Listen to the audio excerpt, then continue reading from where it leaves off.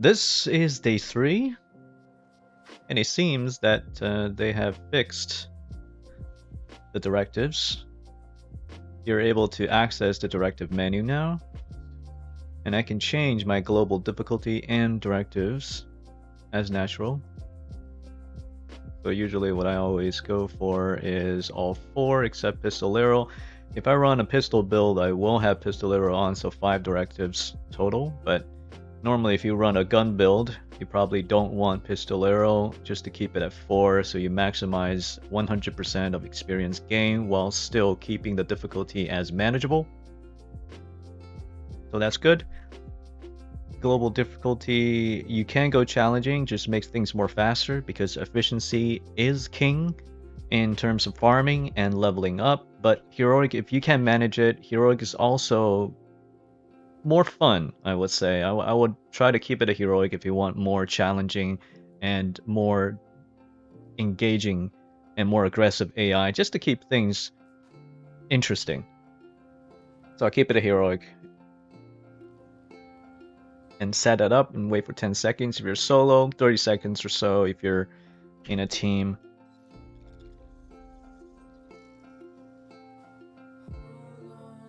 It's a good thing they have fixed this, because it was definitely pretty buggy 2 days ago.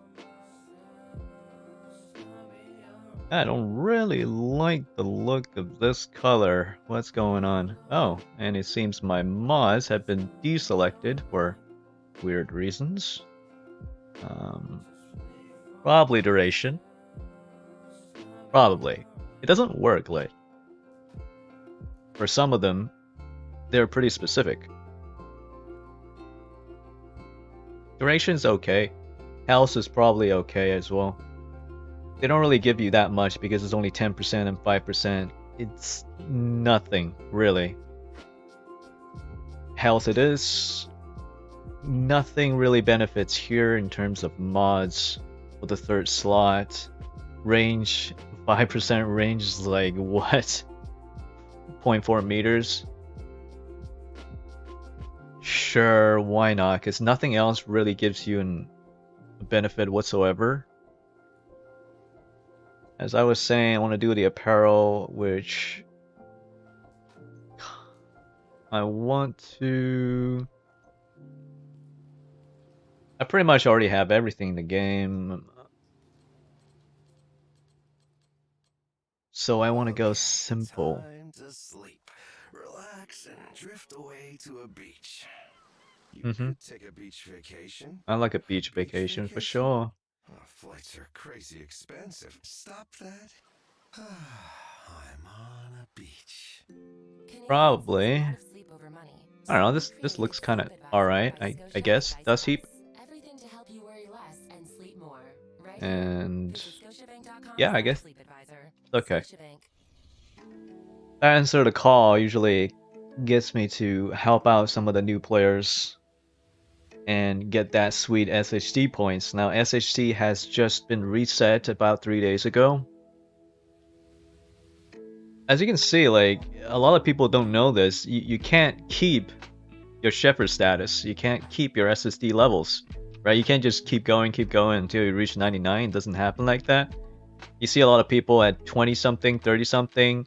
Kudos to those guys. They've been really helping out others, but you cannot go infinitely until you reach like a max, right? The max is 99, but a lot of people don't know is they don't care or they don't change. They don't look at the screen is that the shepherd rank will reset in 2 weeks. It does reset every couple of weeks. It backs to 0, so you gotta do it again. Yeah, initially nobody likes that feature. Like, why do you reset it when we work our ass off helping others? Right now, it's just nobody really want to go for this anymore by helping out others. Because there's no point. It resets. It doesn't. You don't keep the overall shepherd rank. If they actually let us keep the ranks, then, well, then again, most people will probably be at 99 already. This is not that hard to do anyway, but helping others by gaining rank it's a cool feature, and people would do it if you get to keep that level of rank that you have achieved in the end, but you don't, and you just kind of make it overall pointless. I like to help out because why not?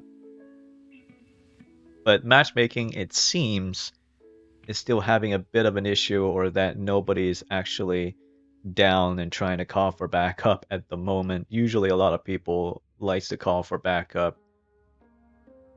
Sometimes during the afternoon, during the nighttime, usually, but not right now. So what can we do? Not much. Not much at all. Usually your daily project, your weekly project is probably the most important thing to do every single week. Sometimes on a daily basis. If you really want to tackle daily project, you can. Usually I don't tackle daily project, not anymore. Because they really give you like one SHD calibration and only 146,000 experience. It's pretty much nothing. The experience is nothing, because 30 seconds you can do a convoy and it gives you like almost 600,000 experience. Almost a level. So you don't really want to do daily project just for the experience. But the one SHD calibration is good, but not worth it, because there's only one. SHD calibration is super rare. You can only get it from few sources, namely daily project, weekly project, and summit caches. But you do this, you only get one. So I stopped doing this because the time it takes for you to do a daily project far outpaces the one SHD calibration that you get as a reward. So the balance there is off. If you give me 5 or even 3, then yeah, I will consider doing daily project. Would be good, but you only get one, so I don't do it anymore.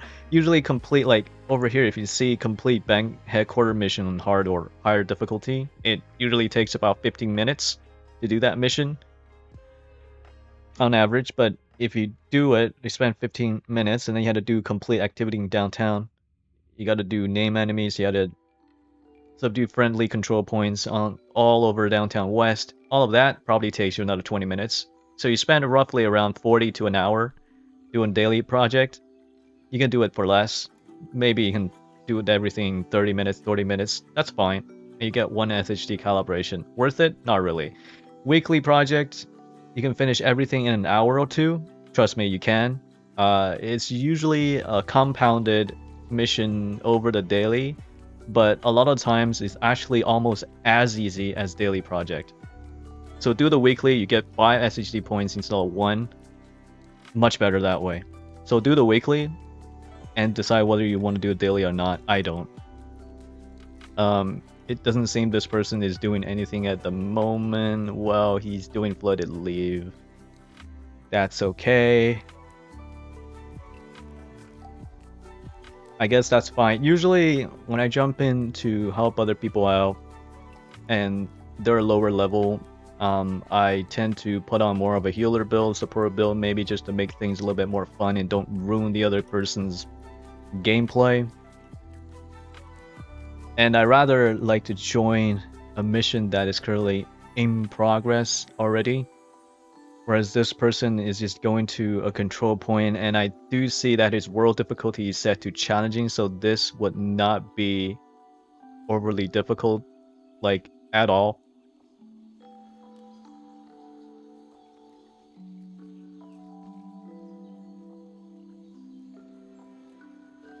And another thing about me as a player is I tend to almost always run Glass Cannon. Love the name Glass Cannon. It's fun.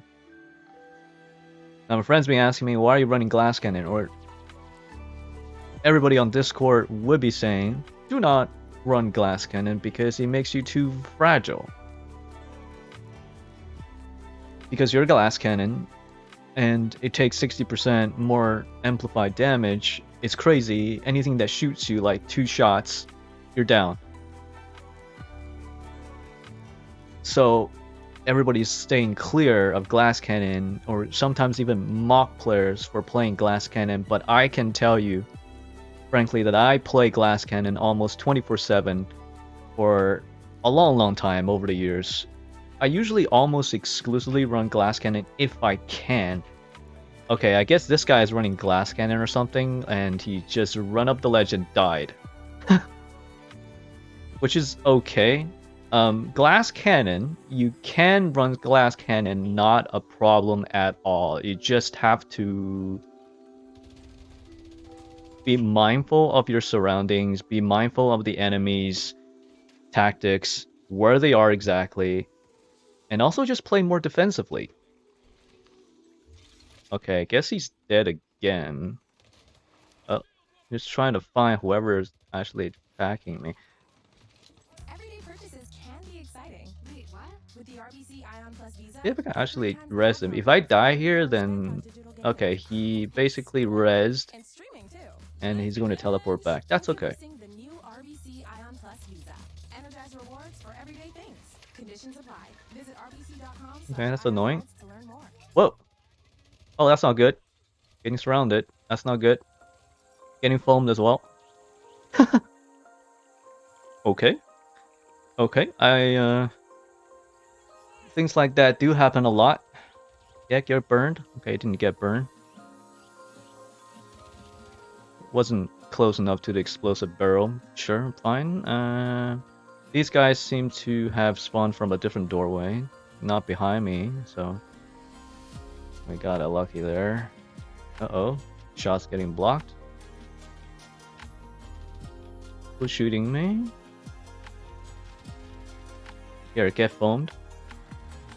Man, I really love the idea of just shooting weak points of enemies. You just keep the combat flow more tactical and more fun. I love seeing that the enemies gets their own medicine delivered to them.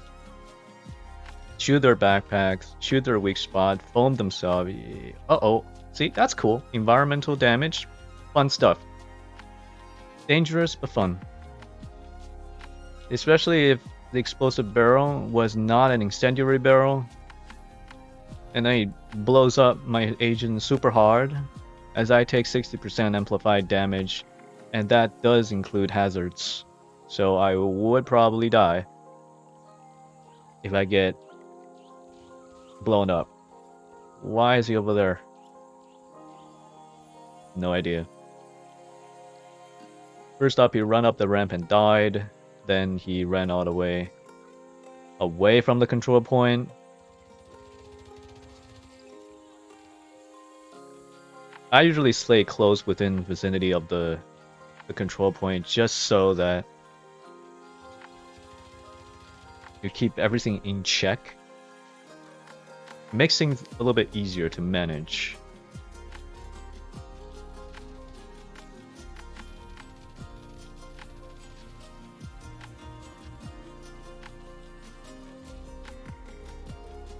It seems he may have changed build, because I'm hearing that he may be using a shotgun now.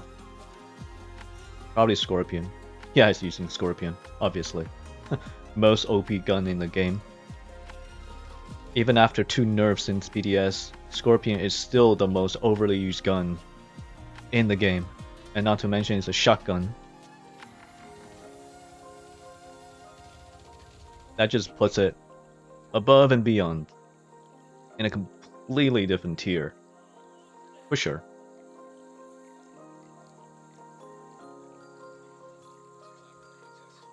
Well, this is challenging, so we're not gonna get too good of a reward from the chest, that's sure. Yeah, pretty garbage. So I just picked them up as trash. I'm just gonna leave that in the bag. I'm not even gonna look at them anymore.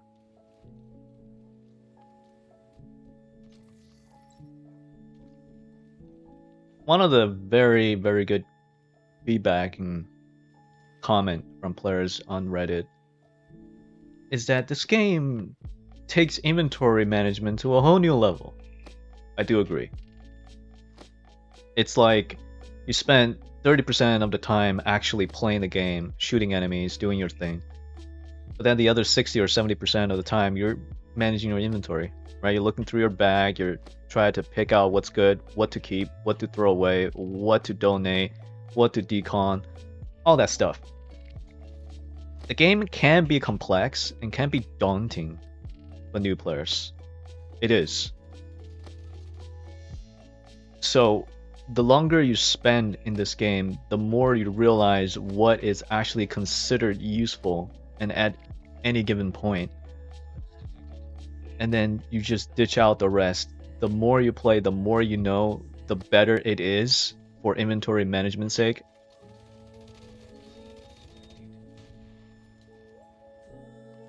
He just ran away without picking up the key.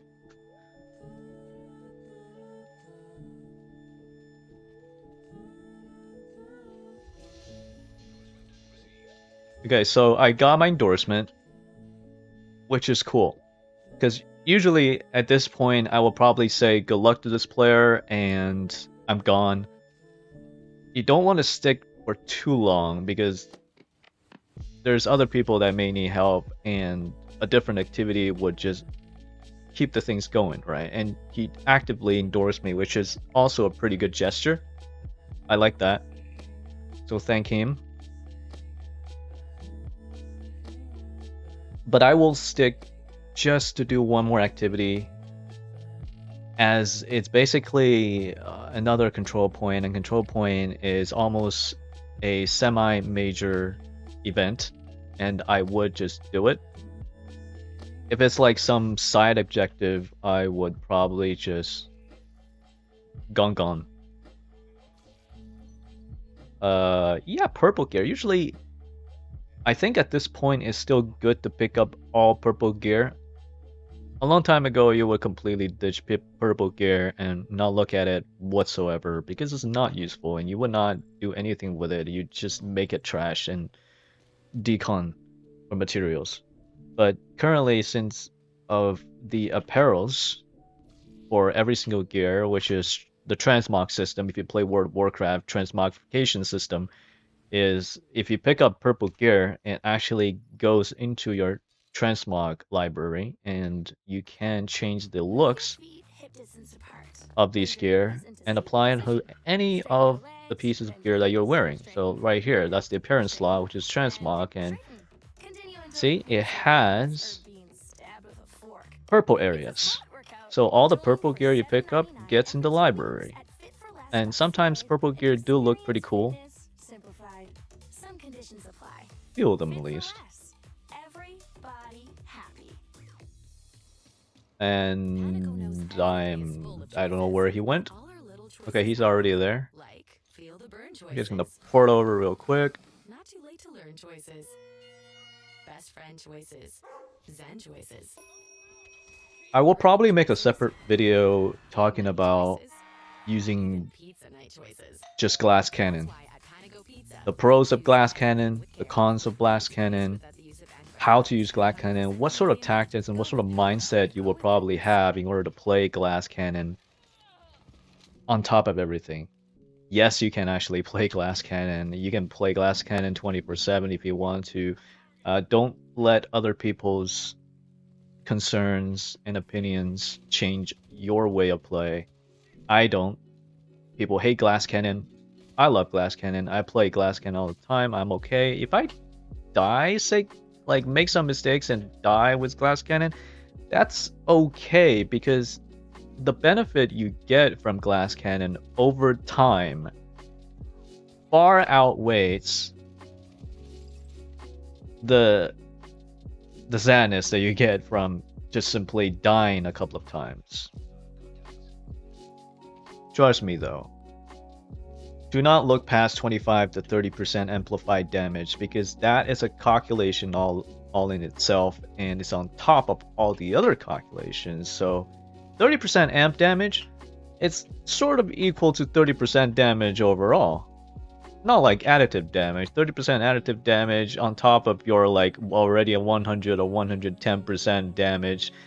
It's like with diminishing returns, you get only about 8 or 10-ish% right? But 30 amplified damage, it's just 30 amplified damage.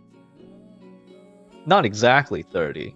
It does also have some bit of diminishing returns, but definitely not that much by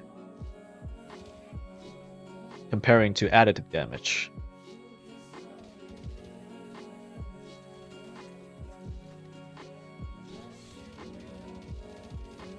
So I'll probably do a separate video on that, just talk a little bit deeper, and explaining some of the strategies you may want to keep track of, and change up your style of play, just so you could play Glass Cannon much more efficiently, because the game is all about efficiency.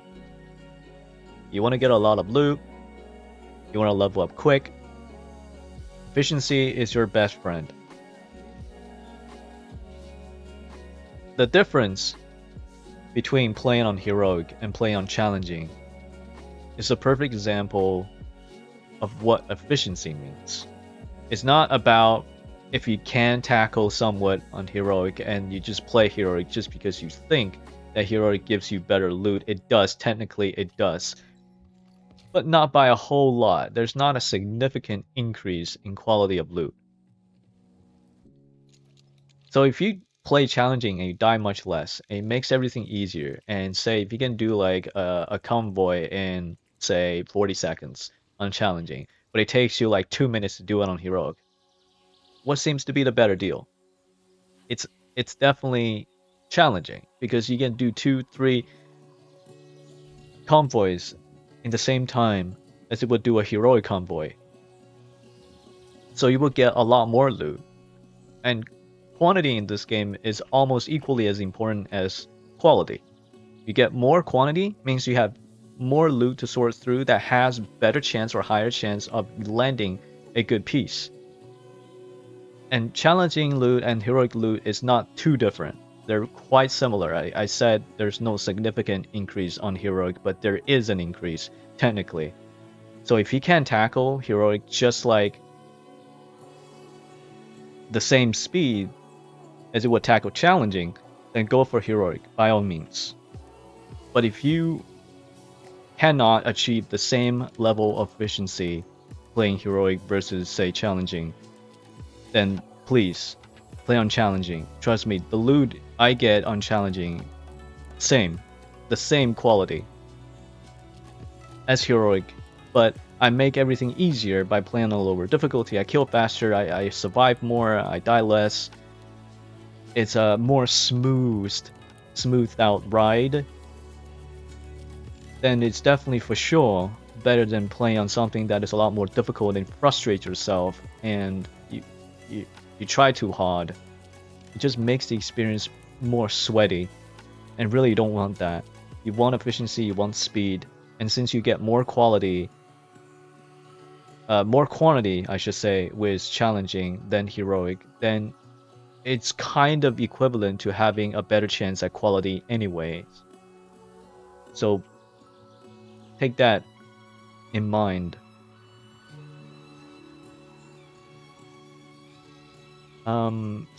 I don't know where. Okay, he's over here. That's fine. I'm gonna do one more, and then I'm gonna leave that. You can help someone else. So don't be afraid, really, to use whatever piece you want to use. Somebody's saying don't use this piece and make you look bad, and you're not gonna have a good. Don't listen to that. Be your own judge and decide for yourself. If you like one thing so much, stick to it, play it. It's part of the game, and the game is all about enjoyment, isn't it? It's to have fun. Ultimately, it's to have fun. This game can be sweaty sometimes, I have to say, frankly. You know, there's a lot of hierarchy going on. There is a meta. Absolutely, there is a meta. But you don't have to go meta. You can certainly go off meta if you want, as long as it's fun. And a lot of the build that is off meta is actually quite efficient, sometimes even more efficient than the meta build. I'm talking about something like a half red, half blue 3-3 build that can actually work in certain situations versus an all red build, especially if you're surrounded, especially in close quarters, and having that hybrid or sometimes an off meta build can certainly bring greater result for you than just a straight up red build that you have to play a lot more defensively. So it's all about what you prefer, what you want to play. There's no bad build here. Even with bad build, you can be a support build and you support others. Ultimately, it is a good build. It's the style of play that you prefer, and when you can master and when you can play a certain build, whether it's meta or not, good, then that is a good build for you. And potentially even for the group. So not to dissuade yourself from using certain things because other people tell you that is not.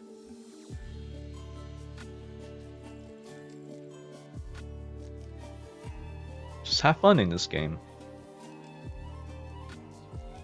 It seems I got a pretty good rolled ACR or something. Yeah, well, it's okay. I can probably share that. Sharing it, just right click in your bag and then share item, and then he just drops on the floor. Okay, he left.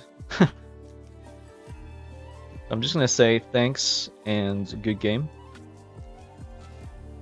Because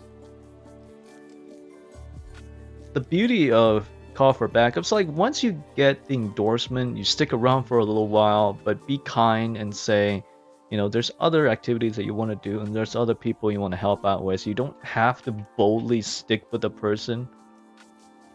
And being efficient is also key here, right? You want to help as many people as you can.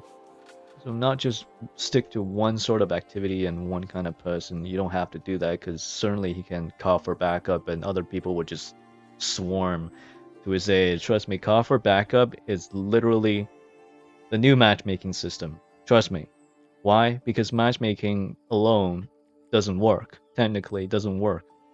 And then call for backup, everybody can see it, and everybody wants some sort of bonus for playing with other people, right? Matchmaking, you get nothing. You just get matchmaked into a group with other people. When you play with other people, you get nothing.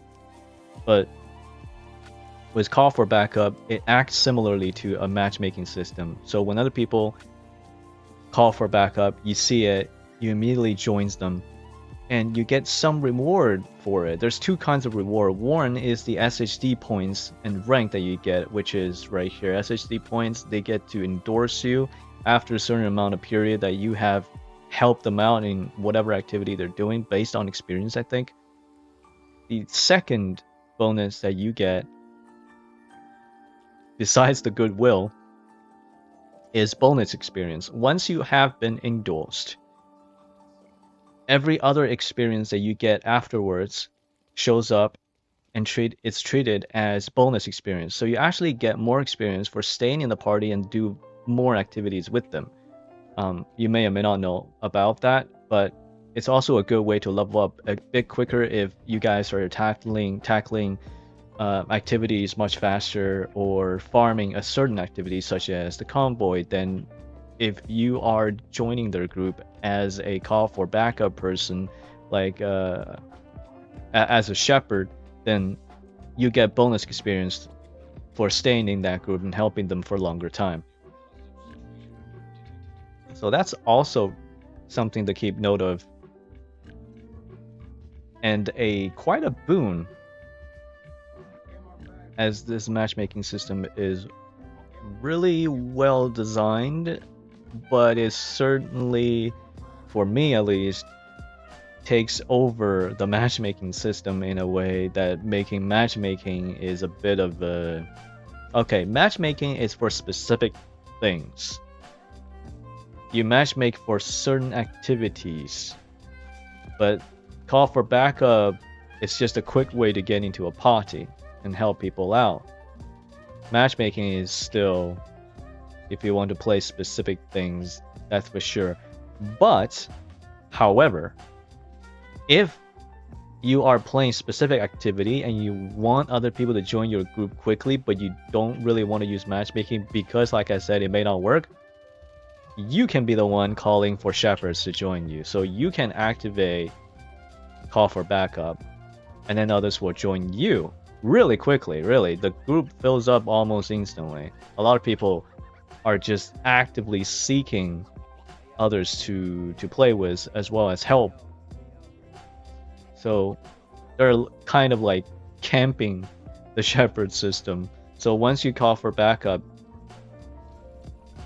they will join. So you can use this call for backup system to your advantage as well and replace the matchmaking system altogether. So just go to map and go to SHD, and you can hold G to call for backup literally anywhere. Literally anywhere. If you're down, this call for backup will be on the UI so you can easily access to, but even if you're not down, just hop over in the map, go to SHD tab here, and just hold whatever button, minus G, call for backup, and that's it. People will join your group really quickly. I think it replaces the matchmaking system. For me, totally. So I just got a brand new certain bounty. It's a heroic bounty, great.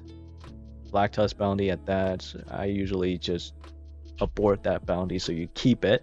You can abort the bounty. You don't have to do it. I usually don't do any new bounties that I get because there's no point.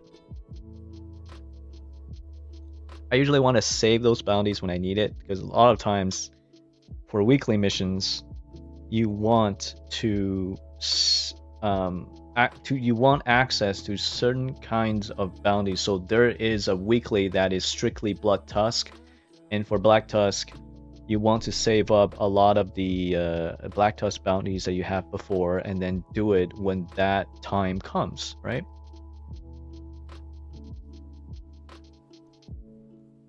I only care about double max rolls. Everything else is kind of meh. I don't really keep at all.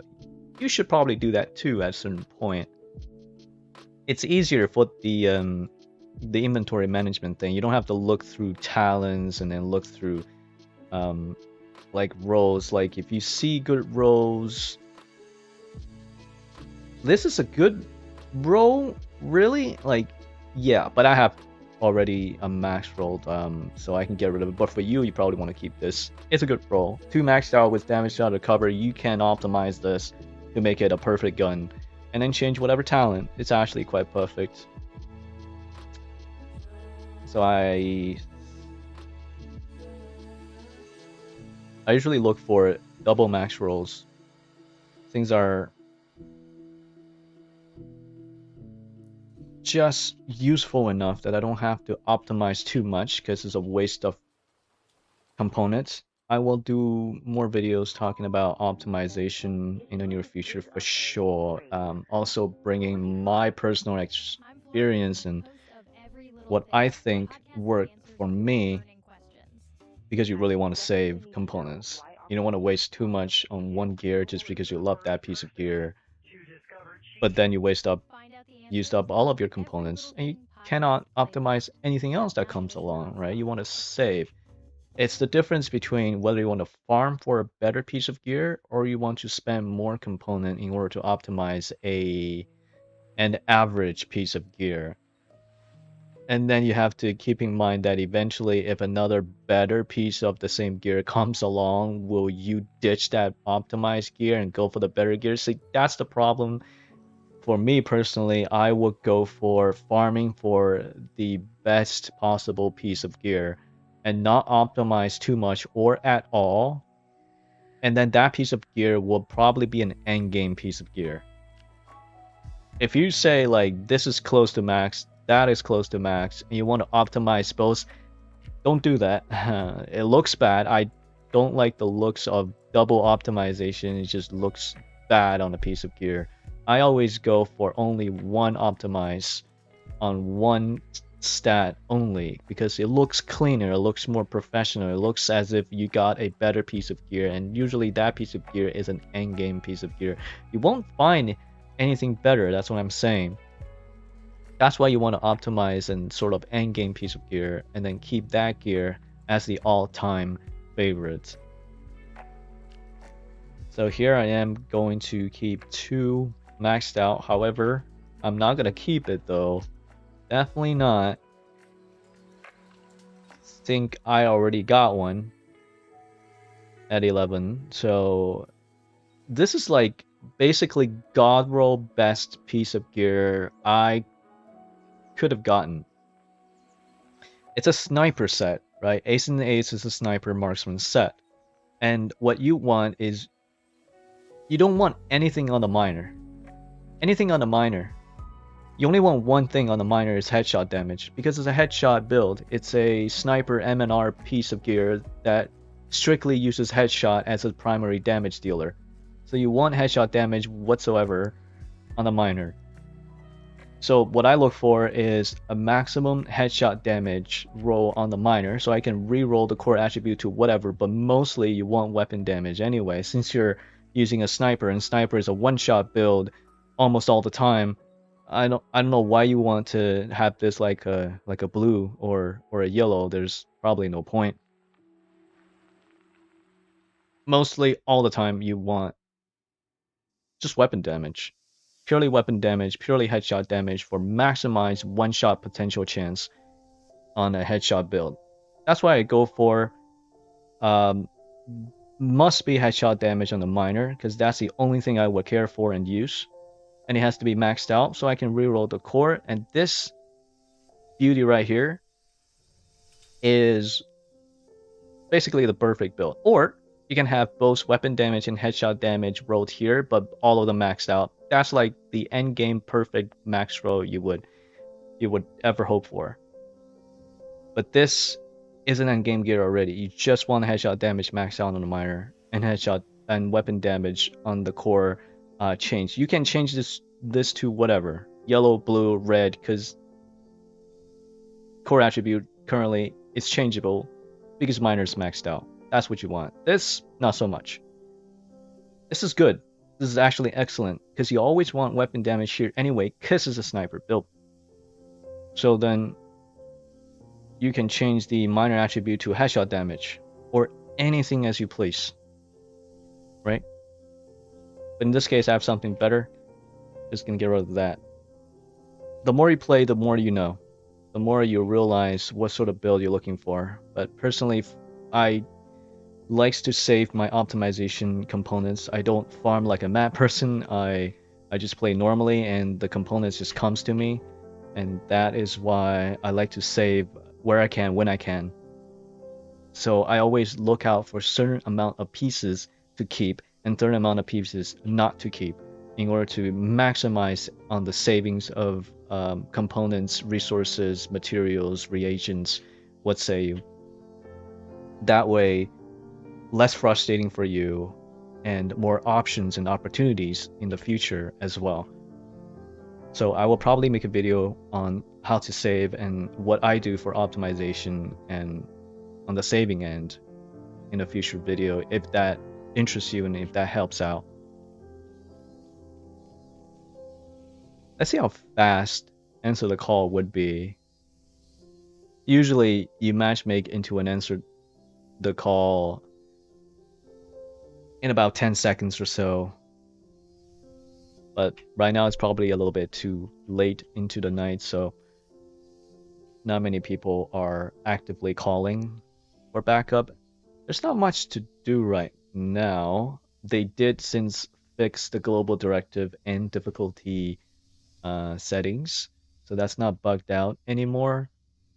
The game is finally playable again, or else it's like you're stuck on past hero difficulty or challenging difficulty, whatever it may be, and then you cannot select any directives whatsoever, so no bonus experience, kind of sad.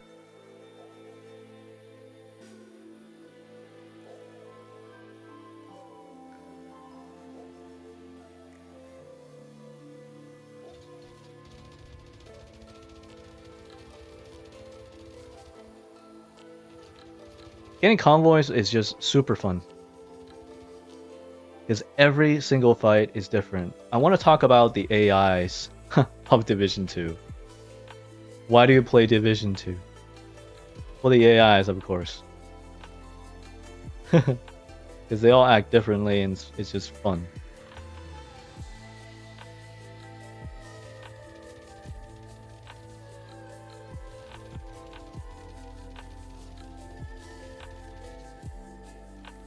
It's fun. The AI in this game is very different to all the other games I played. Even if they have really good and intelligent AI, the dynamicness of this game's AI really surpasses a lot of expectation. And when you play more, you realize, whoa, every single time, even though the activity is repeated, even though there's repetitiveness and doing the same thing over and over again, it's super fun every time. Because the AIs are different, even though they have the same enemy spawn sometimes, even though they have the enemy type that are the same, they have similar behaviors. Let's say they do. I will say they have different behaviors, but let's just say they do have the same behavior, the same enemy type. They will still have different tactics. They will have different things to do. They will be engaging in a completely different way. When other games are saying that, hey, we have super good AI and every fight will be different. No fight's the same. You heard that marketing before. No fight's the same. No event's gonna be the same. You won't be doing the same thing ever again, etc., blah blah. Right? But for this game, it's actually true. It's actually true. They don't market. I have not ever seen marketing done for this game's AI at all. Like, there's no marketing saying this game's AI is so supreme and so ultimate versus other game that you will never play the same thing the same again, period. Nope. Nope. When you play this game, you will realize it for yourself that even for the same spawn, the same activities, the AI is dynamic enough that every same, and I air quote this, same things that you do, the same activity, the quests, the missions that you do, even the raids that you do over and over again. I know there are people that have done raids 1,000 times, but every time you do the raids, even though the encounters are the same, even though the mechanics are the same, even though the spawns are the same, even though that the enemy archetypes are the same, when the fight starts, suddenly the behavior, the engagement patterns of the enemies, completely different. You play this for 1,000 times, you will not see the same Are you feeling tired or sleepy all the time? at all. The answer may be in your brain type. At Toronto It will be different every time. I'm not marketing for this game, no, but I can tell you that it is truly, truly different. It is true here. The dynamics is truly dynamic different. That's why I prefer to play this game. EQ Bank is here to help you make bank. I gotta cancel that, so you cancel all the new new bounties that you have, and then you just keep that bounty. And you make high interest on the account you use for everyday banking. No limited time loopholes. Our best rates? Yeah. Always. Add EQ Bank in minutes and make bank. Visit eqbank.ca. EQ Bank. Good one.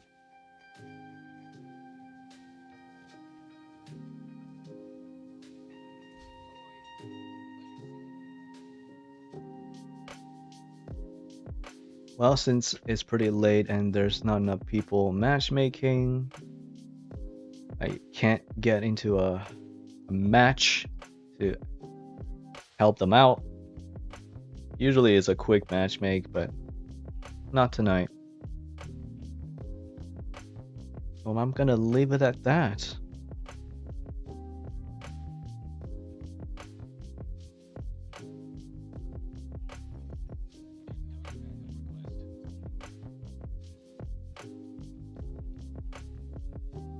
Alright, we'll see if there's anything else I can do, but in the meantime, I want to say thank you so much for watching, and I will see you all in the next video. Lo-Fi Gaming, peace out.